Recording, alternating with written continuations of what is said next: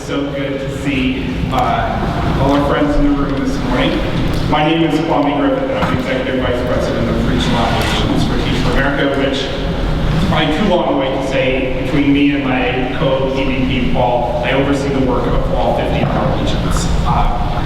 I was a core member 12 years ago in Houston, where I taught 4th through 4th grade. And as of 3 days ago, celebrated my 10th year on staff.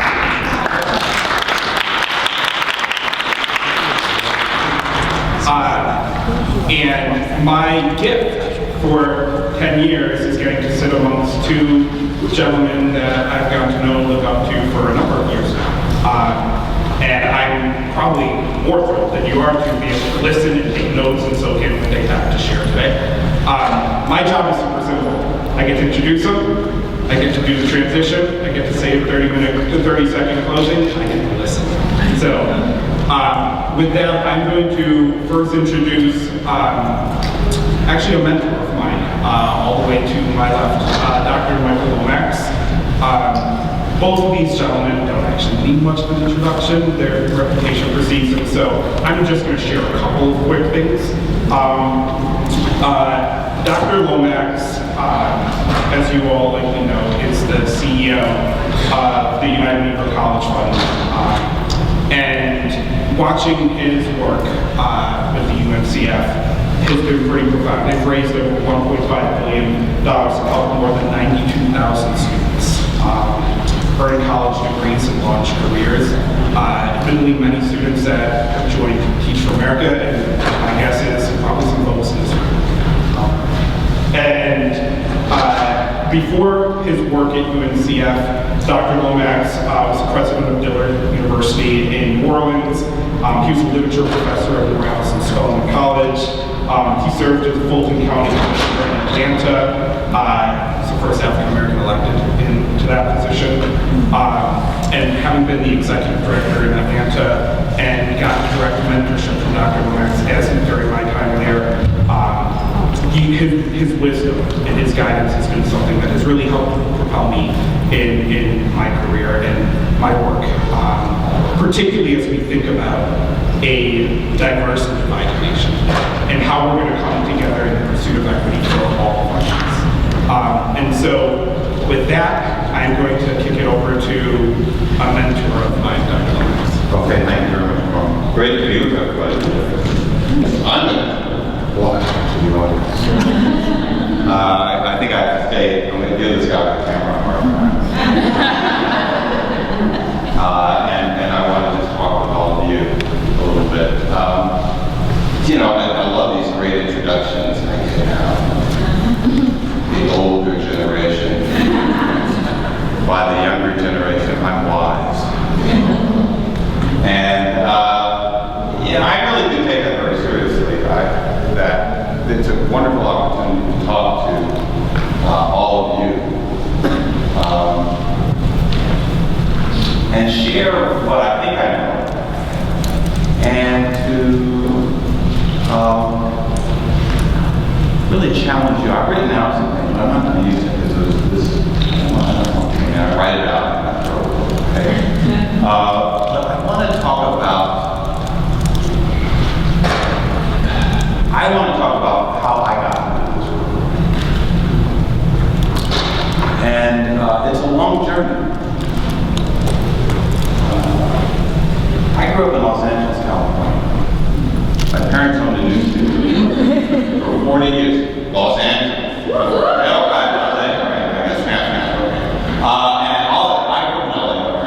And for 20 years, the Los Angeles Tribune, 1940 to 1960, weekly newspaper. My dad was a publisher. He bought it in 1940 because he was not going to fight for because he was a publisher of the newspaper, he would be drafted. And if he did get drafted, like a lot of other left-leaning African Americans who were well educated, went down to college. He knew that he was going to wind up doing domestic service in a discriminatory. So we bought a newspaper and we fought the war, telling the story of the African American community. My parents were as I said, pretty left leaning, and civil rights was very important to them.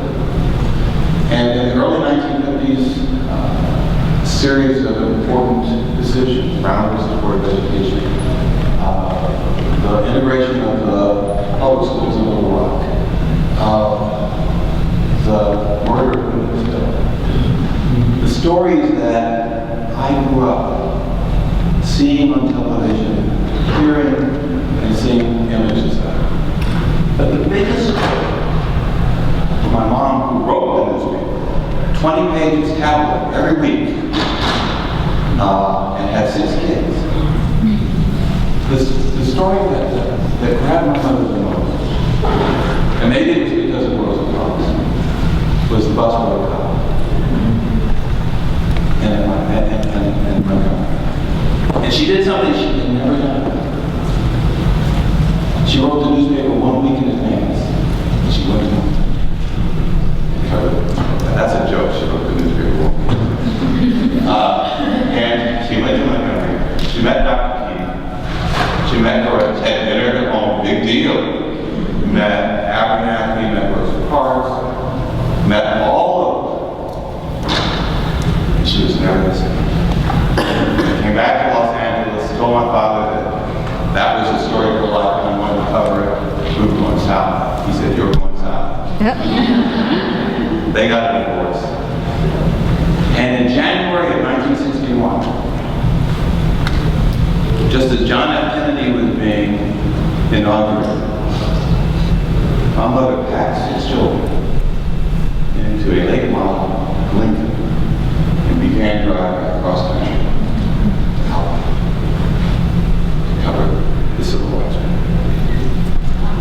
Yeah. That was heavy. I certainly knew. And we lasted 6 months in Tuskegee, Alabama, where I went to high school, Tuskegee Institute High School, with a jamming road to the school on a mule, and my classmate picked cotton, and planted cotton, and could hunt. And where the work on the streets and the roads was done by chain gangs. And we experienced firsthand a level of inequity and injustice and discrimination that we had never seen in the privilege of Los Angeles. We went back to Los Angeles, and I wouldn't go back south again. I said, I am going to get my education. I'm going to go to college. I'm not doing civil rights. My mother persisted. She kept going back and forth into the South. And in 1964, Freedom Summer, she said she was going to go back. Not to Mississippi, but back home. And she wanted me desperately to go. And I said, no, I'm staying with my dad. But finally, she convinced me that I had to go. Or she persuaded me. And she said, you won't have to go to Tuskegee High School. I printed out the names at Morehouse campus. I sent them your transcript. And you have been admitted. So, we got in our car in July and started the trip across country. Now, have you ever traveled in 1961 in the South? Once you got to Texas, there was no place to stay. But on July the 2nd, 1964, Lyndon Baines Johnson signed the Civil Rights Act. We were in the middle of Texas, and we drove up to a Holiday Inn. We said, it is the law of the land. And we stayed in that hotel and we swam in that pool. And we continued to cross country until we got to Tuskegee. And in September, my mother drove 129 miles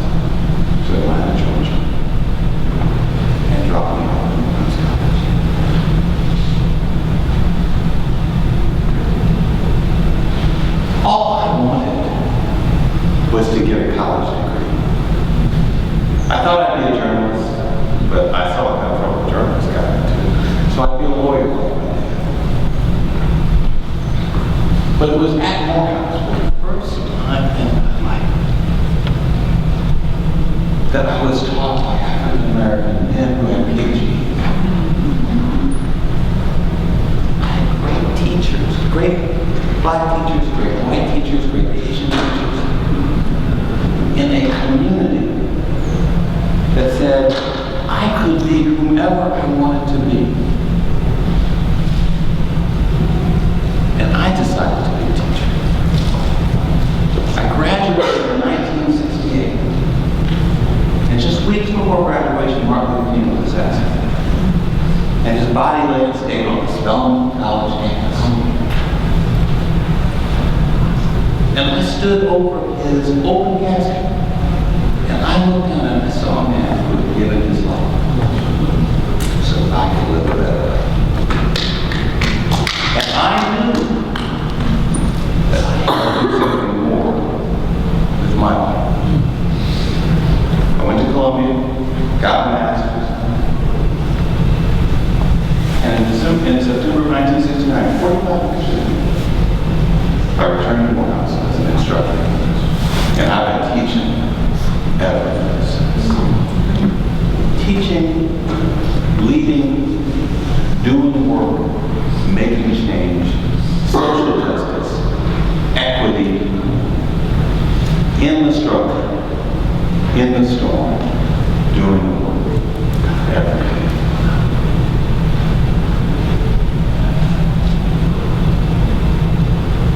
There was a movement. I was in and out of it.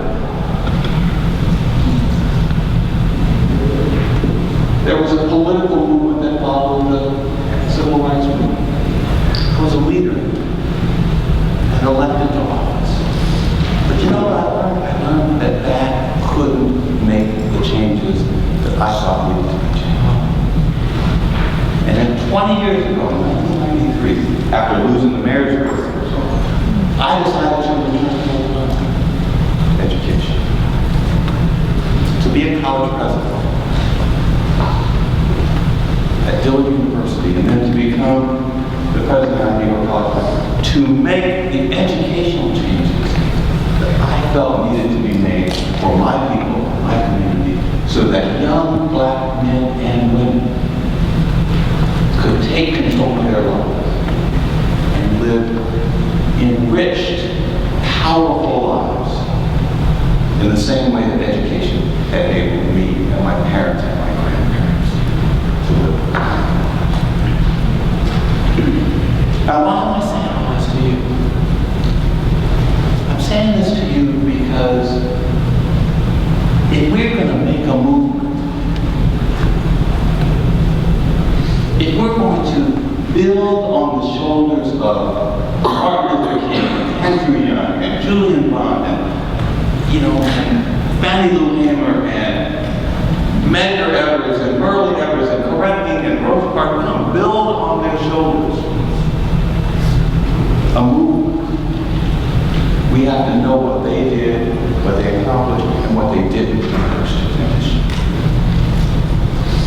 And we have to recognize that the movement that we are going to build will not be built by tourists.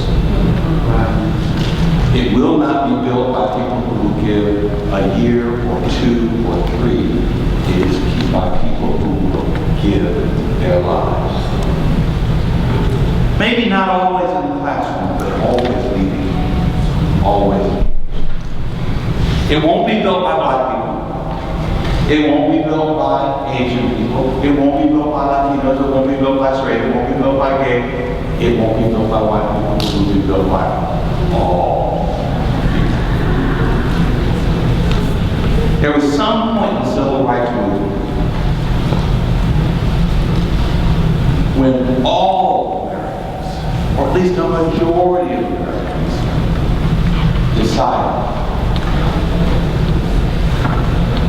that black children should not be terrorized by dogs. There was a point in the movement when the majority of Americans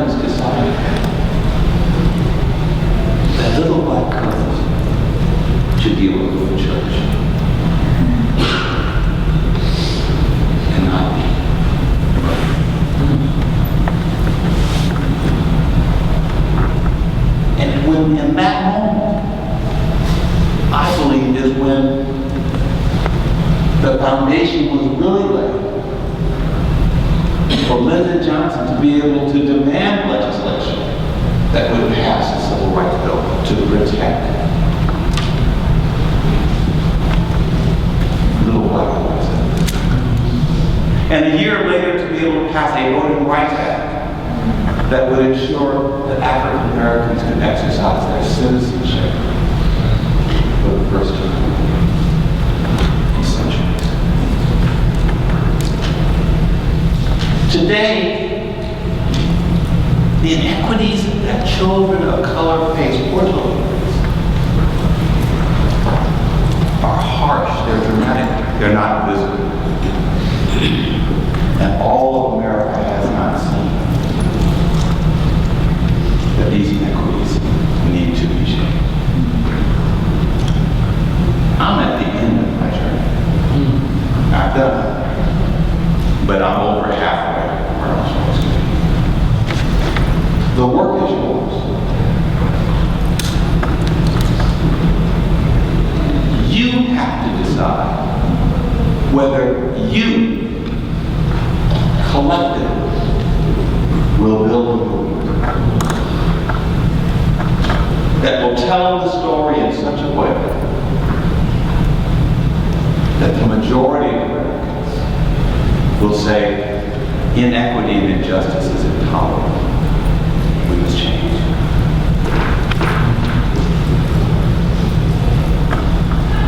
You have to decide whether you are going to re-engineer and reinvigorate Teach for America to be the pipeline to produce a diverse group of young Americans who will take on this responsibility. I'm not going to do it, but I'm going to help. So I think, what is it I have to say today? Is that this is hard work. It's a lifetime work. It's work that needs each and every one of you and me.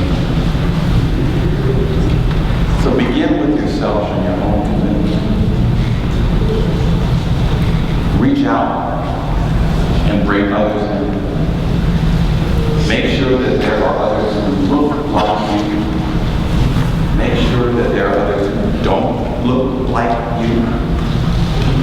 Make sure that this incredible organization, Teach for America,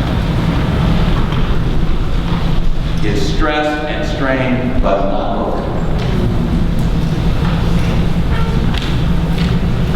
And that it is pushed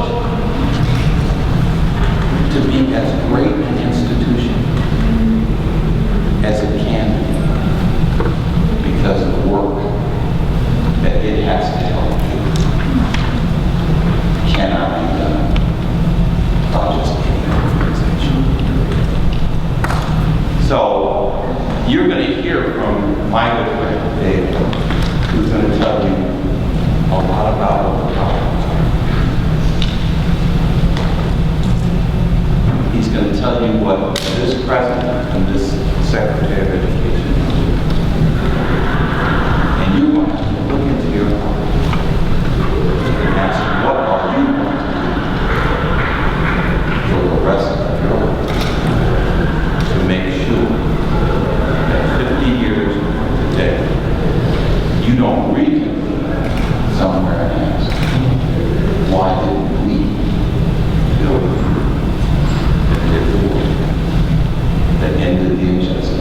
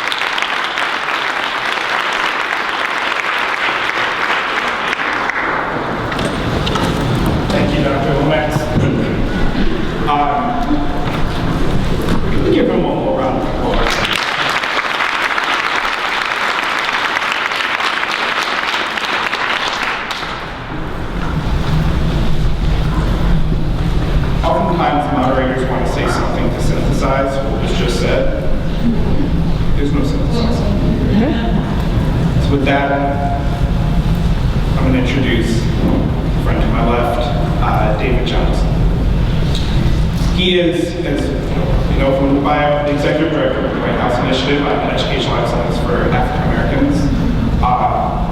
And this initiative, for anyone that doesn't know, he is leading this initiative to identify evidence-based best practices to improve African American student achievement from cradle through career. Prior to this role, David was a senior education policy advisor for HELP, the Senate Committee on Health, Education, Labor, and Pensions. This is actually where I met him, probably five-ish years ago.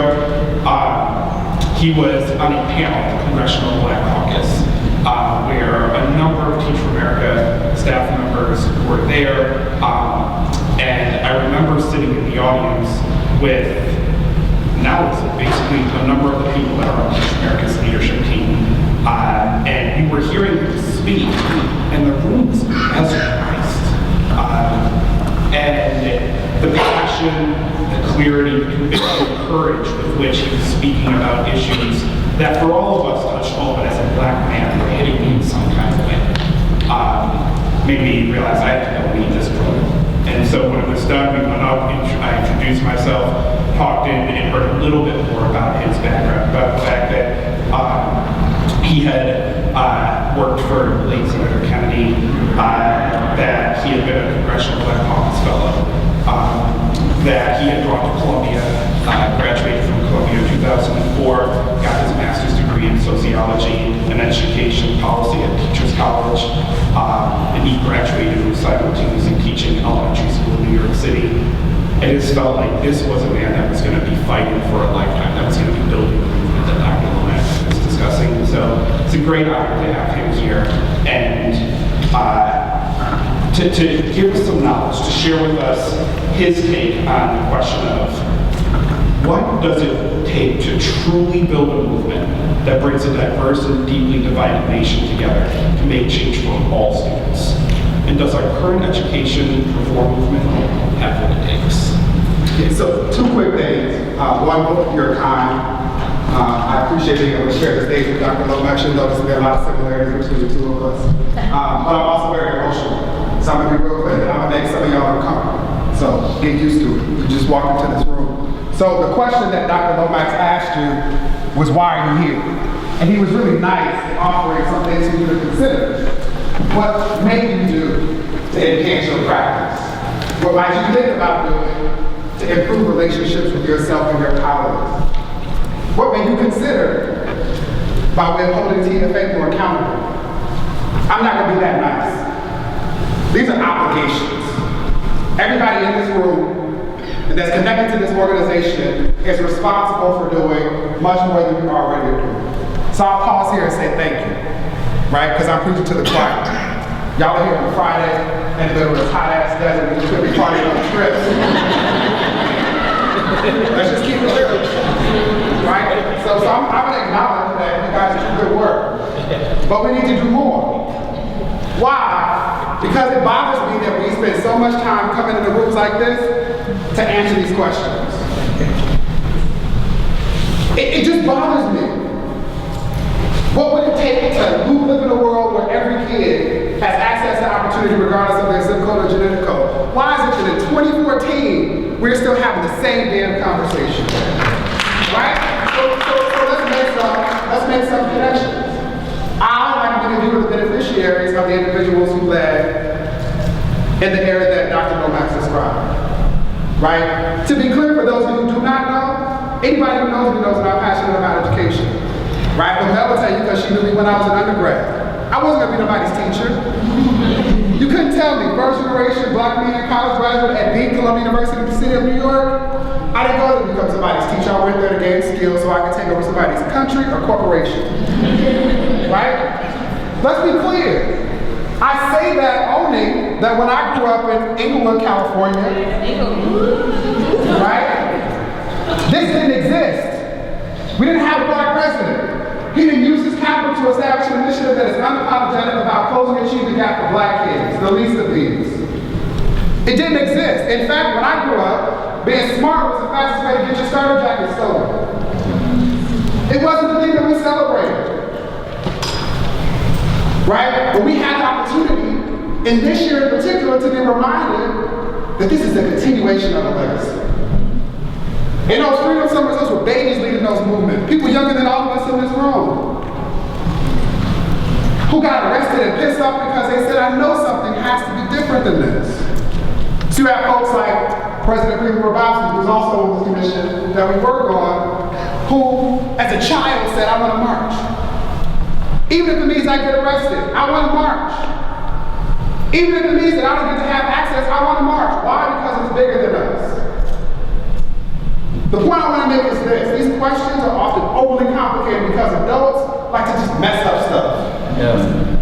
Everything I ever needed to know, I learned in kindergarten. As a student, and then later was learned as a teacher. Right? So we all laughing. For those who have not been in the classroom, let me tell you a quick story about James. James is a cute little cherub-faced boy with green eyes. Actually, if you caught him at the right time of the day, one was green and one was blue. At the end of the semester, we were walking to a Mexican restaurant because my students, privileged as they were in New York City, learned Spanish. And every year at the end of the semester, we take them to a restaurant so they could practice. On the way to the restaurant, James was talking to one of the two Spanish teachers, Tina and Selena.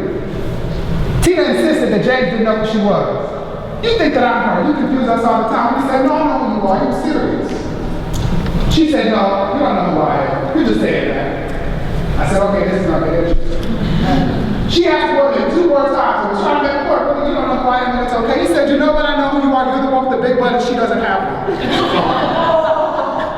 The point here is that kids keep it real. Right? Before they get jobs and stakeholders, before they understand that if you say certain words might make somebody feel a certain way, they just get truth to power. Right? But somehow as we grow up and matriculate, we allow life to complicate things that don't necessarily need to be complicated. So sometimes we come into spaces like this and we talk about air reform. Or whatever the sexy issue of the day. Sometimes it's Common Core. Maybe it's end of the school prison pipeline. Maybe it's turning the food desert into a food forest. It's not all that complicated, people. It's not, I promise you. We just lost the matriarch in our mind, Angela, who said, you might forget what somebody said to you. You might even forget what somebody did for you. But you will never forget how somebody made you feel. What this is about is relationships.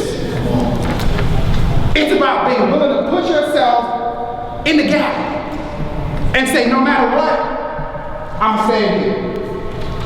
I'm going to be the difference for you. Because somebody needs to show me that I need to do it, or because I know that it's the right thing to do. So many times we miss opportunities just to connect with young people and adults in very simple ways. I won't ask for a show of hands, but sometimes I've done this and asked, how many of us have lost students? Right? The reality is that so many of our young people, our babies, literally our babies, experience trauma on the way to and from school that would break the average adult. Stuff that we couldn't deal with in this space. And we get so consumed with what arguments somebody's having federally or what grant opportunity is going to exist locally that we miss the chance to simply say, I see you. I value you. And forget what the world is telling me about you. I'm going to stay here and I'm going to affirm you as you grow and make the mistakes you don't make because we all make them. It's about being able to just wrap our hands around each other and get past some of the superficial stuff.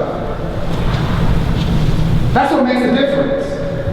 2 months ago, I was in Miami Northwest High School. Anybody know about it? Right?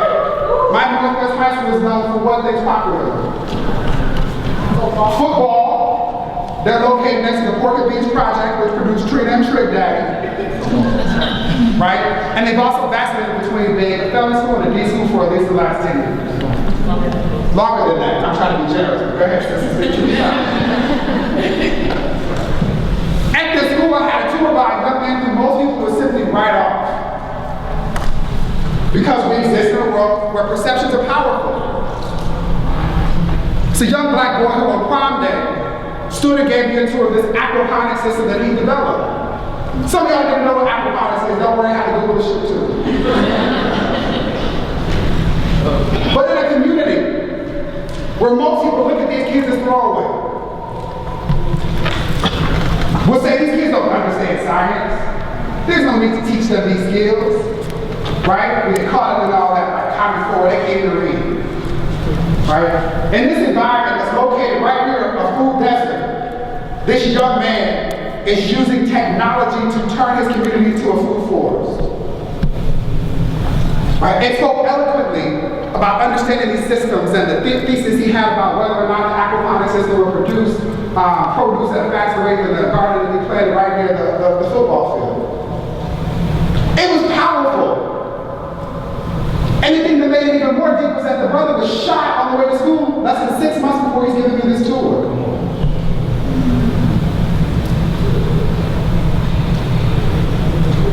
I'm telling you his story, but I know that there's some in this room. And it's not just our boys, our girls go through it too. Right? Many of you know that the president of Last My Brother's Keeper, an initiative to ensure that we have intentional conversations about our boys and men of color who are often at the lowest rungs of any quality of life ladder. He didn't do that to be exclusive, to say that there's something special about boys to the detriment of women and girls and everybody else in the gap. Bless you. But he did it to acknowledge that sometimes we become unaffected by things that should make us pissed off.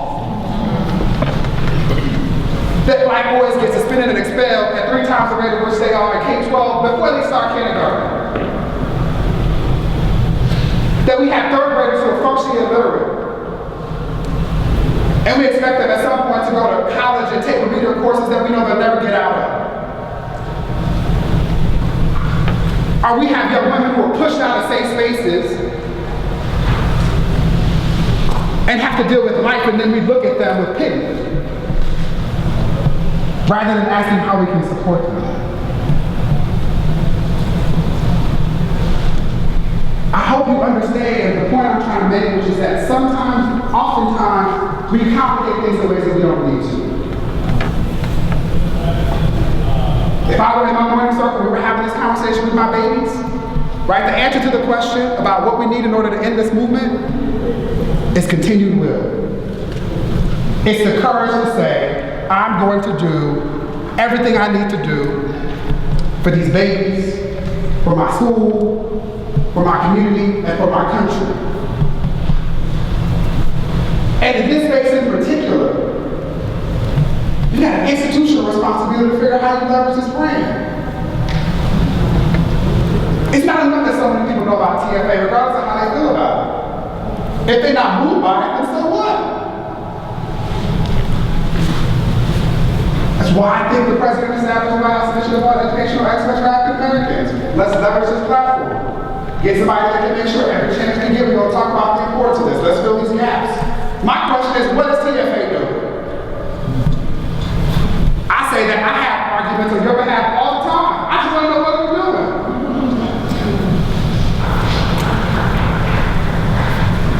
It's too easy to get caught up in these fissures and to stay on this very surface level.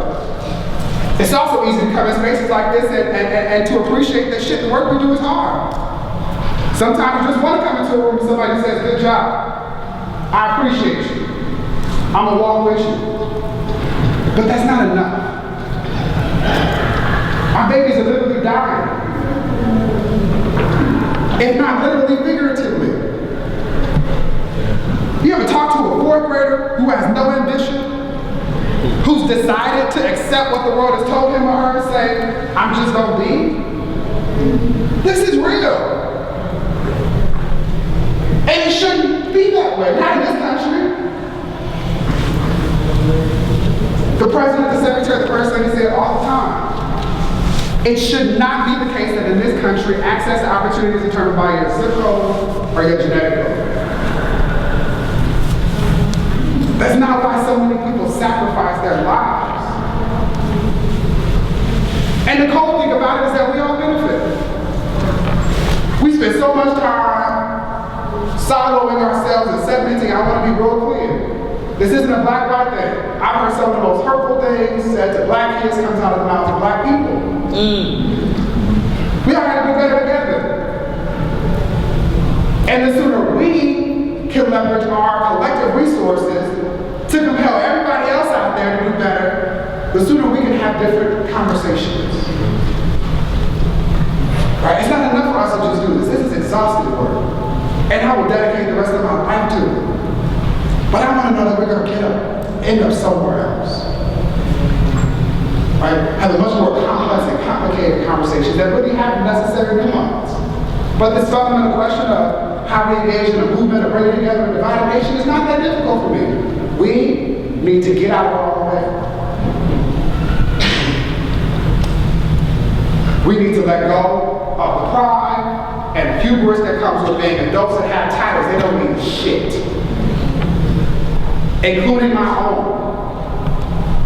If we don't leverage the privilege of our platforms, we're not worthy of inheriting them.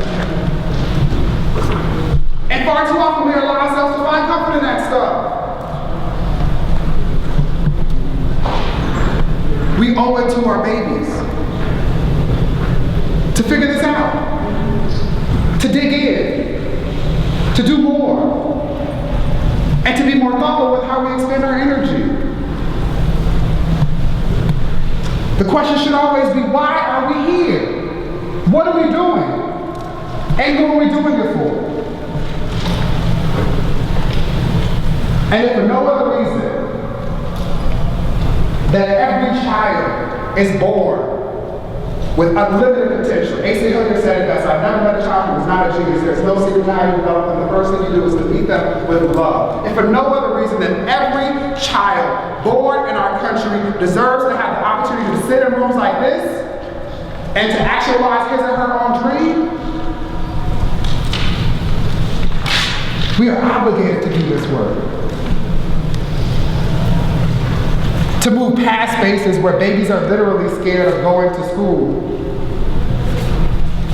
Because every other day somebody's getting shot or harmed in some significant way. And while we spend so much time focusing on the challenges, I want to end by identifying the opportunity. I started by telling y'all that this is reluctant. This path, this calling that God put on my life to be an educator was not something that I accepted willingly. I know for some of y'all that's the case as well. But you were here, you were purposed to do this work. Own that. If you hear me say nothing else, hear me say that educators do God's work.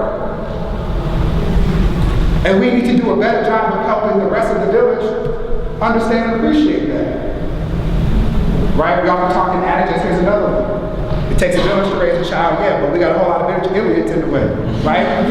What are we going to do to move them out of the way? Right? A little humor, but I'm being serious. You're here now. You're in it.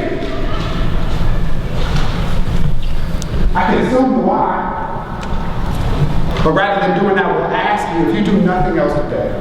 Spend some time with yourself. Answer those two fundamental questions. Why are you here? Period.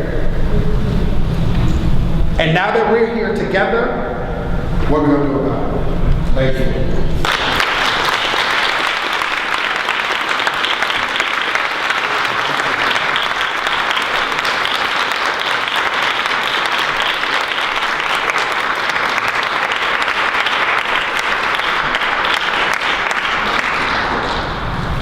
Before I ask for one last round of applause for both of these gentlemen fighters, I do want to share one quick story that your words are just making me think of. It's been heavy on my heart. Last week I was in Chicago visiting our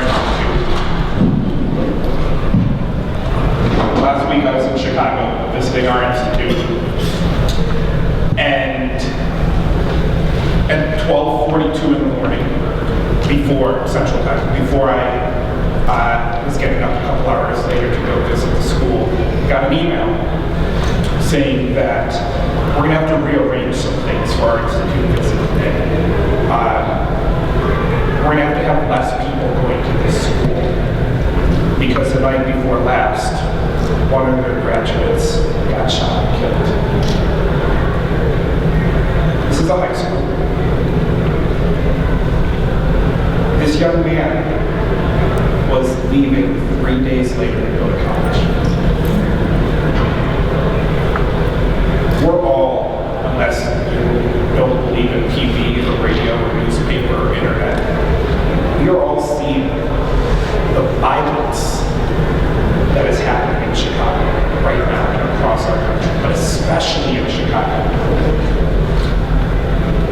And that email hit me. I went to the school, and they said, as you walk by room 312, please keep it down. That's where the grief counselors are. And I remember walking by that room, a young girl that looked aging my younger sister, coming out of the room sobbing, going into the bathroom to compose herself. That.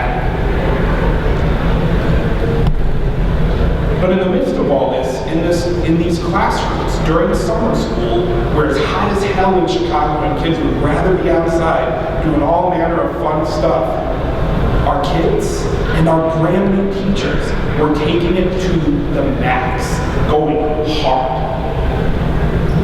And it was so inspiring. It was so sad. And so we left and went and processed the visit and made the meeting of this brand new approach to how we train our teachers. Revolutionary, a different way that Teach America's ever approached it in our 24 years. And I got to come back with one of the leaders of the Institute, the woman that created this approach. She's a professor and leader at the University of Washington. And we went back, parked in the back of the school, and walked in and got out of the car. And if you're getting ready to walk in, I kicked something. And I looked down and saw a spent bullet casing on the grass of the school I was about to walk into. And time stopped. And I got myself together and walked into the school, and there were 2 police officers inside. And I said, for what it's worth, there's a spent bullet casing out back. And their response was, oh yeah, that's why I did last night. And they went back to the conversations. We become that desensitized. Why are we here? Who are we here for? What are we going to do? Potentially existential questions that we can get lost in our head with, but they are simple life and death answers. This baby is about to go to college 3 days later. So I too am going to close with saying thank you for the hard work that each of you are doing each and every day. And saying enough is enough. We have so much more to do. Yeah, so first, I hope I didn't offend anybody with my frankness. I told y'all I was emotional when I started, and some of y'all that saw me at the collective, you know how I do. But I struggle with this last piece in particular. 2 things that have struck me as we've done our work. The initiative, some of you know, is partnered with Johnson Publishing Company, Ebony Magazine, to produce 4 summits around the country. Really taking advantage of opportunities to remind people about the need to have these conversations, connecting dots to highlight organizations that are doing this work, and then to just make resources more plentiful. The 2 things have been really powerful. One, the trauma that our young people are dealing with is so understandable. Right? Not even in Chicago, where we should just assume that everybody is going through something akin to post-traumatic stress disorder, but it's actually not post because they're still going through it. I was just in New Orleans, Louisiana. One of Claire's colleagues, who's an Echoing Green Fellow, Khalima Pryford, has held a hackathon. And I literally cried at the number of young people who produce apps to deal with grief. All of them, right? Like, I lost 2 brothers, I lost 4 of my friends, like, and they're reciting this stuff like they're saying,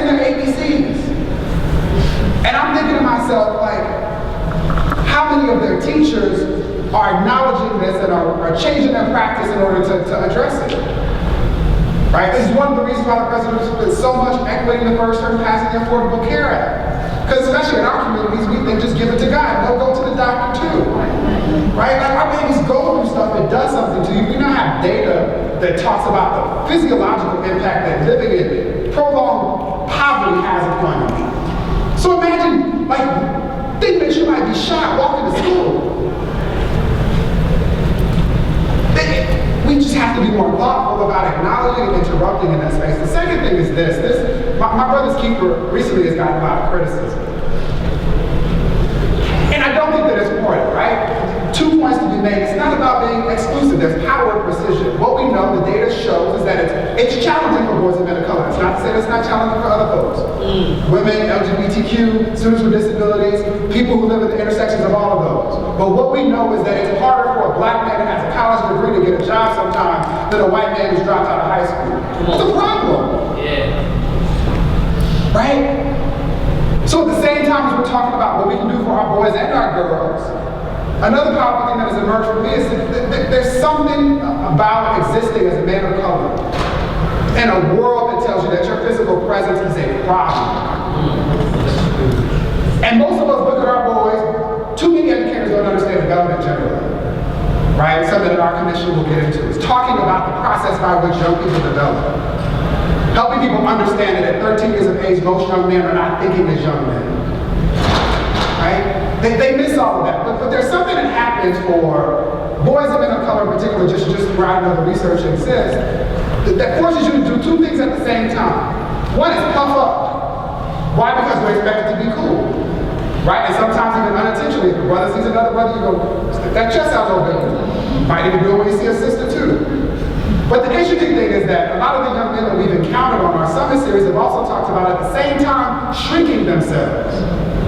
Because they don't want to end up like Jordan Davis, our Trayvon Martin.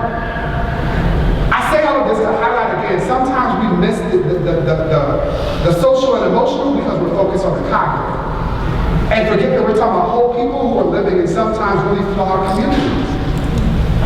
And so sometimes the work for us is simply acknowledging and then finding other people to bring into these conversations with us, right? I'm saying that because I know that I put a lot of pressure on y'all, made a whole lot of demands. I'm not saying that we have to do it individually, but we are required to be more thoughtful about how we work in concert with other people to address all of the needs that our babies have. I'm sorry. We have one more round.